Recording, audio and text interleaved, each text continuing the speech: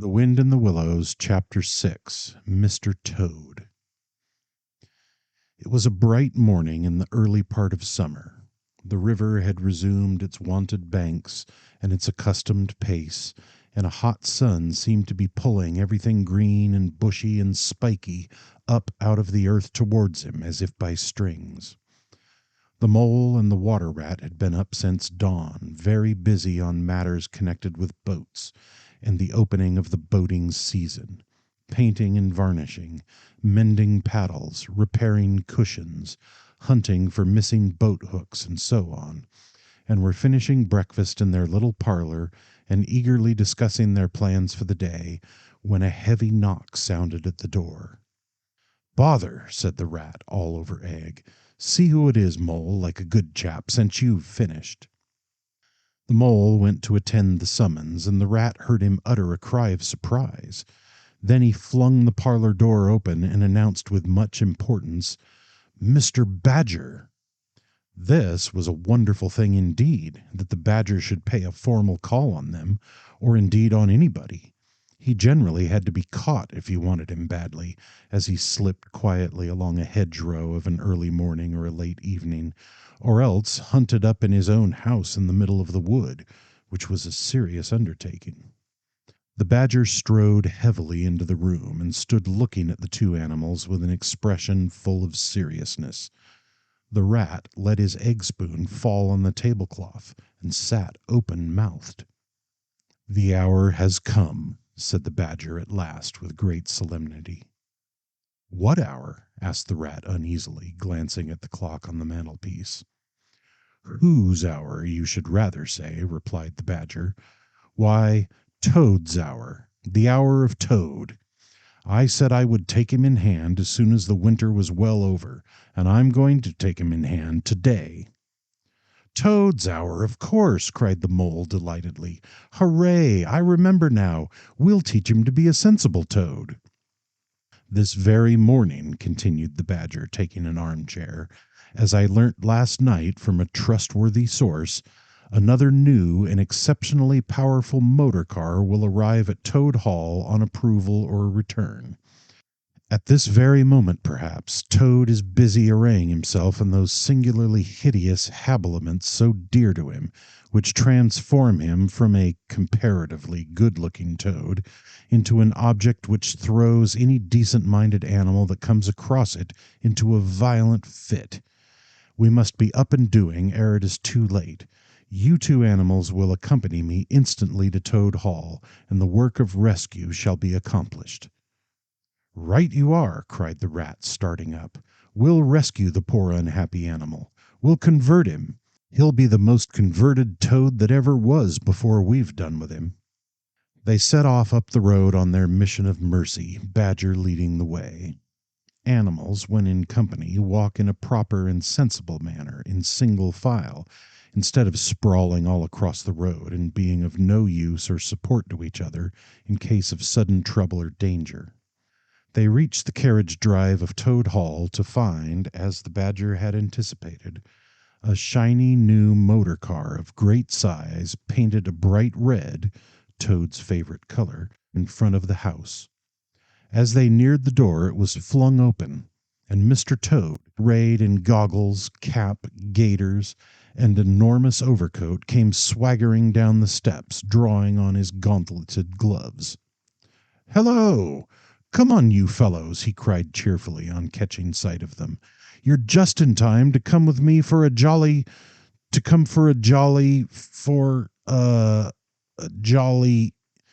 His hearty accents faltered and fell away as he noticed the stern, unbending look on the countenances of his silent friends, and his invitation remained unfinished. The badger strode up the steps. "Take him inside," he said sternly to his companions. Then, as Toad was hustled through the door, struggling and protesting, he turned to the chauffeur in charge of the new motor car. "I'm afraid you won't be wanted today," he said. "Mr. Toad has changed his mind. He will not require the car. Please understand that this is final. You needn't wait." Then he followed the others inside and shut the door. Now then, he said to the toad when the four of them stood together in the hall, first of all, take those ridiculous things off. Shan't, replied Toad with great spirit. What is the meaning of this gross outrage? I demand an instant explanation.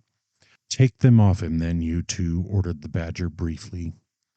They had to lay Toad out on the floor, kicking and calling all sorts of names, before they could get to work properly.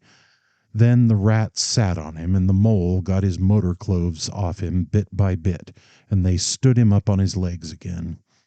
A good deal of his blustering spirit seemed to have evaporated with the removal of his fine panoply.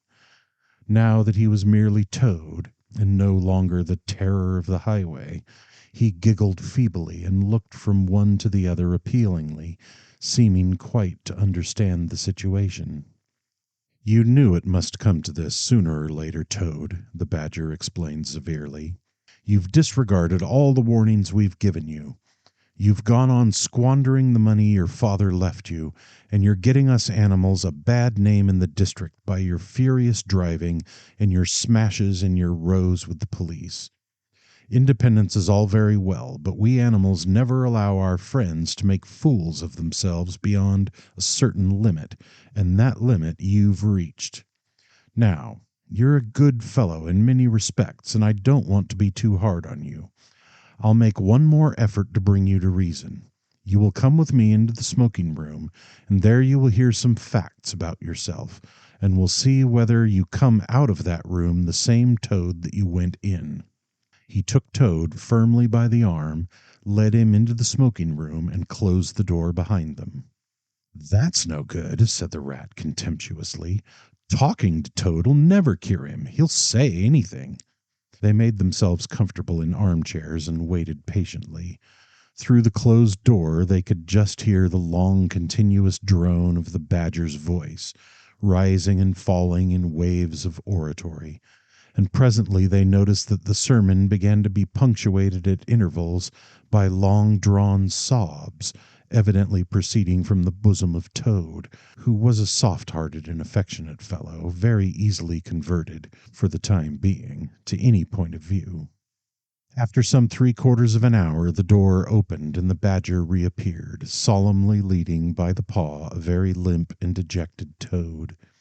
His skin hung baggily about him, his legs wobbled, and his cheeks were furrowed by the tears so plentifully called forth by the Badger's moving discourse.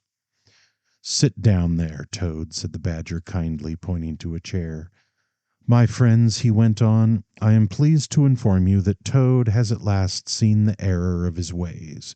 He is truly sorry for his misguided conduct in the past, and he has undertaken to give up motor cars entirely and forever. I have his solemn promise to that effect. That is very good news, said the Mole gravely. Very good news indeed, observed the Rat dubiously. If only. He was looking very hard at Toad as he said this, and could not help thinking he perceived something vaguely resembling a twinkle in that animal's still sorrowful eye. There's only one thing more to be done, continued the gratified Badger. Toad, I want you solemnly to repeat before your friends here what you fully admitted to me in the smoking room just now.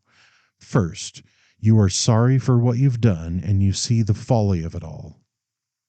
There was a long, long pause. Toad looked desperately this way and that, while the other animals waited in grave silence.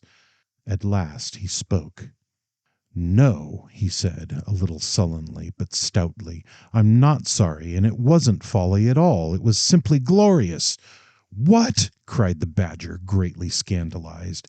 You backsliding animal! Didn't you tell me just now in there— Oh, yes, in there, said Toad impatiently. I'd have said anything in there.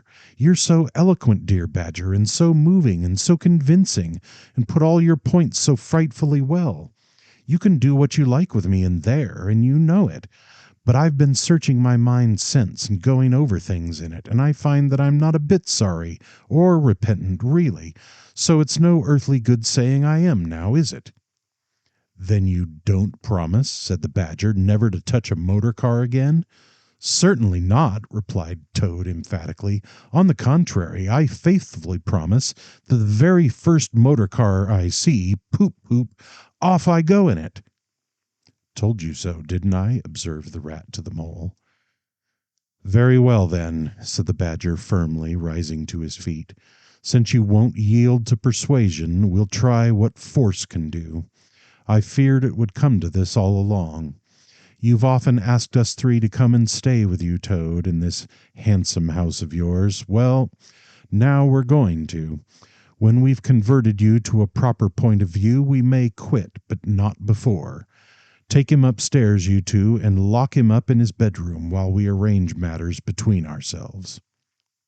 "It's for your own good, Toady, you know," said the Rat kindly, as Toad, kicking and struggling, was hauled up the stairs by his two faithful friends.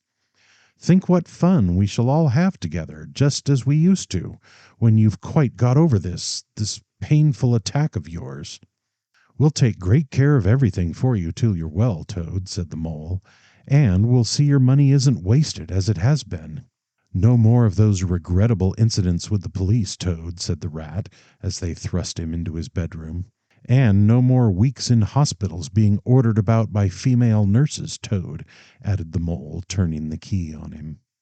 They descended the stair, Toad shouting abuse at them through the keyhole, and the three friends then met in conference on the situation.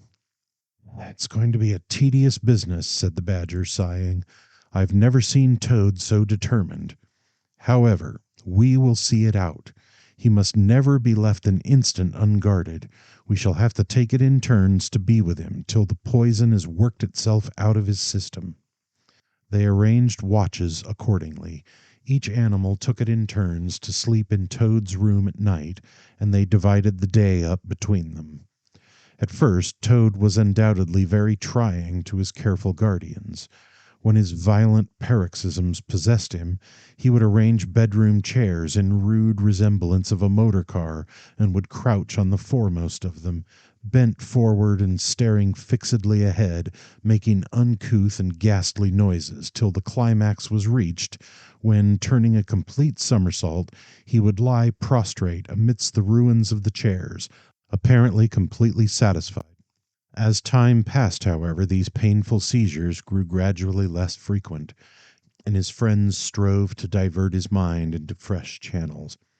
But his interest in other matters did not seem to revive, and he grew apparently languid and depressed. One fine morning the Rat, whose turn it was to go on duty, went upstairs to relieve Badger, whom he found fidgeting to be off and stretch his legs in a long ramble round his wood and down his earths and burrows. "Toad's still in bed," he told the Rat outside the door.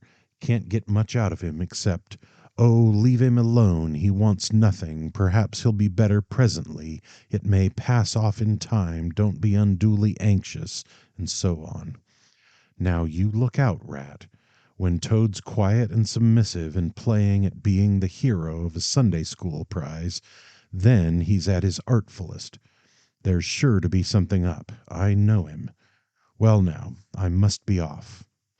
"How are you today, old chap?" inquired the Rat cheerfully as he approached Toad's bedside. He had to wait some minutes for an answer. At last a feeble voice replied, "Thank you so much, dear Ratty. So good of you to inquire. But first tell me how you are yourself, and the excellent Mole." "Oh, we're all right," replied the Rat. "Mole," he added incautiously, "is going out for a run round with Badger. They'll be out till luncheon time, so you and I will spend a pleasant morning together, and I'll do my best to amuse you. Now jump up, there's a good fellow, and don't lie moping there on a fine morning like this." "Dear, kind Rat," murmured Toad, "how little you realize my condition, and how very far I am from jumping up now, if ever. But don't trouble about me. I hate being a burden to my friends, and I do not expect to be one much longer. Indeed, I almost hope not." "Well, I hope not too," said the Rat heartily. "You've been a fine bother to us all this time, and I'm glad to hear it's going to stop. and in weather like this, and the boating season just beginning. It's too bad of you, Toad. It isn't the trouble we mind, but you're making us miss such an awful lot." "I'm afraid it is the trouble you mind, though," replied the Toad languidly. "I can quite understand it. It's natural enough. You're tired of bothering about me. I mustn't ask you to do anything further. I'm a nuisance, I know." "You are, indeed," said the Rat, "but I tell you I'd take any trouble on earth for you if only you'd be a sensible animal." "If I thought that, Ratty," murmured Toad, more feebly than ever, "then I would beg you, for the last time probably, to step round to the village as quickly as possible. Even now it may be too late, and fetch the doctor. But don't you bother. It's only a trouble, and perhaps we may as well let things take their course." "Why, what do you want a doctor for?" inquired the Rat, coming closer and examining him. He certainly lay very still and flat, and his voice was weaker and his manner much changed. "Surely you have noticed of late," murmured Toad. "But no, why should you? Noticing things is only a trouble. Tomorrow, indeed, you may be saying to yourself, 'Oh, if only I had noticed sooner, if only I had done something.' But no, it's a trouble. Never mind. Forget that I asked." "Look here, old man," said the Rat, beginning to get rather alarmed. "Of course I'll fetch a doctor to you, if you really think you want him. But you can hardly be bad enough for that yet. Let's talk about something else."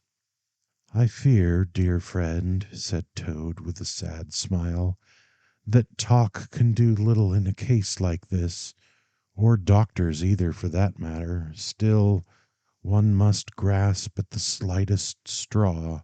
And, by the way, while you are about it, I hate to give you additional trouble, but I happen to remember that you will pass the door. Would you mind at the same time asking the lawyer to step up? It would be a convenience to me, and there are moments, perhaps I should say there is a moment, when one must face disagreeable tasks at whatever cost to exhausted nature." "A lawyer? Oh, he must be really bad," the affrighted Rat said to himself as he hurried from the room, not forgetting, however, to lock the door carefully behind him. Outside, he stopped to consider. The other two were far away, and he had no one to consult. "It's best to be on the safe side," he said on reflection. "I've known Toad fancy himself frightfully bad before, without the slightest reason, but I've never heard him ask for a lawyer. If there's nothing really the matter, the doctor will tell him he's an old ass and cheer him up, and that will be something gained. I'd better humor him and go. It won't take very long." So he ran off to the village on his errand of mercy. The Toad, who had hopped lightly out of bed as soon as he heard the key turned in the lock, watched him eagerly from the window till he disappeared down the carriage drive. Then, laughing heartily, he dressed as quickly as possible in the smartest suit he could lay hands on at the moment, filled his pockets with cash which he took from a small drawer in the dressing table, and next, knotting the sheets from his bed together and tying one end of the improvised rope round the center mullion of the handsome Tudor window which formed such a feature of his bedroom, he scrambled out, slid lightly to the ground, and, taking the opposite direction, marched off light-heartedly, whistling a merry tune. It was a gloomy luncheon for Rat when the Badger and the Mole at length returned, and he had to face them at table with his pitiful and unconvincing story.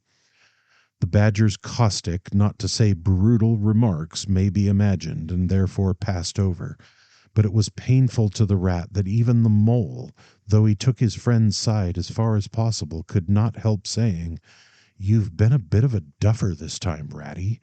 Toad, too, of all animals." "He did it awfully well," said the crestfallen Rat. "He did you awfully well," rejoined the Badger hotly. "However, talking won't mend matters. He's got clear away for the time, that's certain. And the worst of it is, he'll be so conceited with what he'll think is his cleverness that he may commit any folly. One comfort is we're free now and needn't waste any more of our precious time doing sentry go.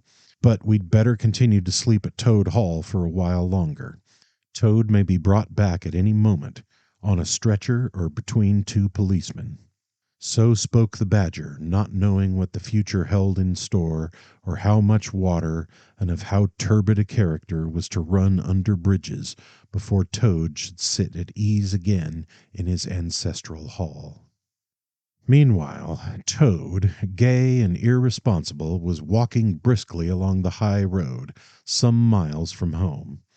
At first he had taken by-paths and crossed many fields, and changed his course several times in case of pursuit, but now, feeling by this time safe from recapture, and the sun smiling brightly on him, and all nature joining in a chorus of approval to the song of self-praise that his own heart was singing to him, he almost danced along the road in his satisfaction and conceit. "Smart piece of work, that," he remarked to himself, chuckling. "Brain against brute force, and brain came out on the top, as it's bound to do. Poor old Ratty! My, won't he catch it when the Badger gets back! A worthy fellow, Ratty, with many good qualities, but very little intelligence and absolutely no education. I must take him in hand some day and see if I can make something of him." Filled full of conceited thoughts such as these, he strode along, his head in the air, till he reached a little town, where the sign of "The Red Lion," swinging across the road halfway down the main street, reminded him that he had not breakfasted that day, and that he was exceedingly hungry after his long walk. He marched into the inn, ordered the best luncheon that could be provided at so short a notice, and sat down to eat it in the coffee-room. He was about halfway through his meal when an only too familiar sound, approaching down the street, made him start and fall a-trembling all over. The poop-poop drew nearer and nearer. The car could be heard to turn into the inn-yard and come to a stop, and Toad had to hold on to the leg of the table to conceal his overmastering emotion. Presently the party entered the coffee-room, hungry, talkative, and gay, voluble on their experiences of the morning and the merits of the chariot that had brought them along so well. Toad listened eagerly, all ears for a time. At last he could stand it no longer. He slipped out of the room quietly, paid his bill at the bar, and as soon as he got outside, sauntered round quietly to the inn-yard. "There cannot be any harm," he said to himself, "in my only just looking at it." The car stood in the middle of the yard, quite unattended, the stable helps and other hangers-on being all at their dinner. Toad walked slowly round it, inspecting, criticizing, musing deeply. "I wonder," he said to himself presently, "I wonder if this sort of car starts easily." Next moment, hardly knowing how it came about, he found he had hold of the handle and was turning it. As the familiar sound broke forth, the old passion seized on Toad and completely mastered him, body and soul. As if in a dream, he found himself, somehow, seated in the driver's seat. As if in a dream, he pulled the lever and swung the car round the yard and out through the archway, and, as if in a dream, all sense of right and wrong, all fear of obvious consequences seemed temporarily suspended.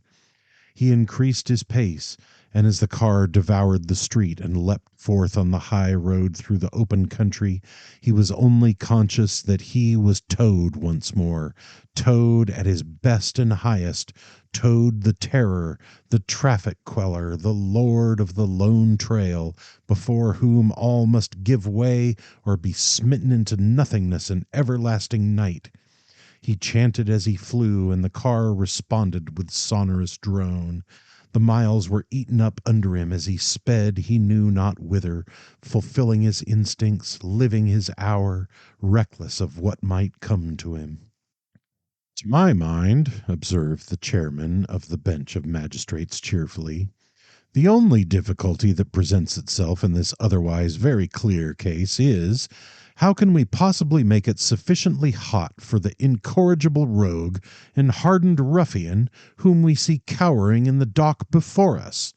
Let me see. He has been found guilty on the clearest evidence, first, of stealing a valuable motor car, secondly, of driving to the public danger, and thirdly, of gross impertinence to the rural police. Mr. Clerk, will you tell us, please, what is the very stiffest penalty we can impose for each of these offenses, without, of course, giving the prisoner the benefit of any doubt, because there isn't any? The clerk scratched his nose with his pen. Some people would consider, he observed, that stealing the motor car was the worst offense, and so it is. But cheeking the police undoubtedly carries the severest penalty, and so it ought. Supposing you were to say 12 months for the theft, which is mild, and 3 years for the furious driving, which is lenient, and 15 years for the cheek, which was pretty bad sort of cheek, judging by what we've heard from the witness box, even if you only believe 1/10 part of what you heard, and I never believe more myself. Those figures, if added together correctly, tot up to 19 years. First rate, said the chairman. So you would better make it around 20 years and be on the safe side, concluded the clerk. An excellent suggestion, said the chairman approvingly. Prisoner, pull yourself together and try and stand up straight. It's going to be 20 years for you this time, and mind, if you appear before us again upon any charge whatever, we shall have to deal with you very seriously. Then the brutal minions of the law fell upon the hapless Toad, loaded him with chains, and dragged him from the courthouse, shrieking, praying, protesting, across the marketplace, where the playful populace, always as severe upon detected crime as they are sympathetic and helpful when one is merely wanted, assailed him with jeers, carrots, and popular catchwords. Past hooting school children, their innocent faces lit up with the pleasure they ever derive from the sight of a gentleman in difficulties. Across the hollow-sounding drawbridge, below the spiky portcullis, under the frowning archway of the grim old castle whose ancient towers soared high overhead, past guardrooms full of grinning soldiery off duty, past sentries who coughed in a horrid sarcastic way, because that is as much as a sentry on his post dare do to show his contempt and abhorrence of crime, up time-worn winding stairs, past men-at-arms in casket and corselet of steel, darting threatening looks through their vizards, across courtyards where mastiffs strained at their leash and pawed the air to get at him, past ancient warders, their halberds leant against the wall, dozing over a pasty and a flagon of brown ale, on and on, past the rack chamber and the thumbscrew room, past the turning that led to the private scaffold, till they reached the door of the grimmest dungeon that lay in the heart of the innermost keep. There at last they paused, where an ancient jailer sat fingering a bunch of mighty keys. Odds bodikins, said the sergeant of police, taking off his helmet and wiping his forehead. Rouse the old loon and take over from us this vile Toad, a criminal of deepest guilt and matchless artfulness and resource. Watch and ward him with all thy skill, and mark thee well, greybeard. Should aught untoward befall, thy old head shall answer for his, and a murrain on both of them. The jailer nodded grimly, laying his withered hand on the shoulder of the miserable Toad. The rusty key creaked in the lock, the great door clanged behind them, and Toad was a helpless prisoner in the remotest dungeon of the best guarded keep of the stoutest castle in all the length and breadth of merry England.